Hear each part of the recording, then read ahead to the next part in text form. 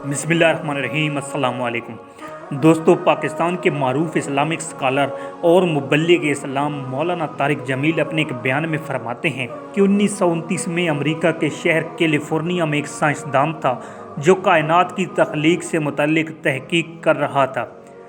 अपनी तहकीक के दौरान उसने देखा कि बड़े मुनज़्ज़म अंदाज और रिदम में कायनात का फैलाव जारी है और इस फैलाव में एक रब्त मौजूद है जो कि इंतहाई ताकतवर है, जबकि फासलों में भी तनासब मौजूद है।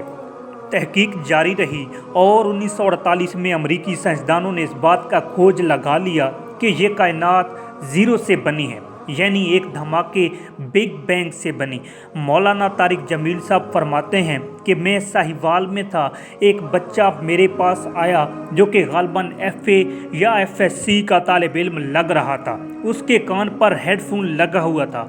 उसने कहा कि ये हेडफोन इस वक्त इंटरनेट से जुड़ा हुआ है और इस वक्त 700 लड़के आपकी बात सुन सकेंगे जो आप मुझसे करेंगे।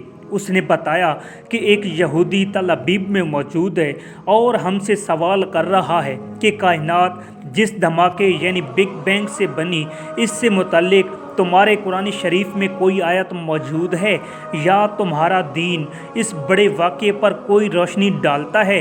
अगर है तो मुझे बताओ, मैं मुसलमान हो जाऊंगा। ये बात सुनकर मौलाना ने उस बच्चे को कहा कि बच्चे, हमारा कुरान साइंस की तस्दीक करने नहीं आया और ना ही साइंस को झुटलाने आया है, और हमारा कुरान तो हिदायत के लिए आया है और ज़िंदगी गुजारने का तरीका बताता है।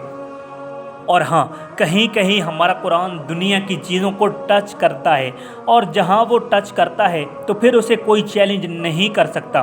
कुरान मजीद की सूरतुल अंबिया आयत नंबर 30 में अल्लाह ताला फरमाते हैं, अवलम यरल्लज़ीना कफ़रू अन्न समावाति वल अर्ज़ा कानता रतकन फफतकनाहुमा।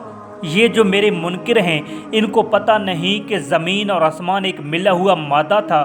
जैसे गोश्त एक अलग चीज़ है, सब्ज़ी एक अलग चीज़, नमक और मिर्च अलग चीज़ें हैं, और जब हम सालन बनाते हैं तो हर चीज़ मिक्स होकर एक नई चीज़ बनती है और फिर वो चीज़ उस सालन में से नहीं निकल सकती। ना नमक, ना मिर्च, ना कोई और मिसाला सालन से जुदा किया जा सकता है, जिसको अरबी ज़बान में रत का कहते हैं, जबकि फफ़ा तकना से मुराद फाड़ना है। सूरत अंबिया की आयत 30 में दोनों अल्फाज इस्तेमाल हुए हैं। कुरान में रब ताला सूरत अंबिया की आयत 30 में फरमाते हैं कि ये कायनात एक मिला हुआ मादा था जिसको हमने फिर फाड़ा और एक धमाके के साथ हमने इसे फैलाना शुरू किया।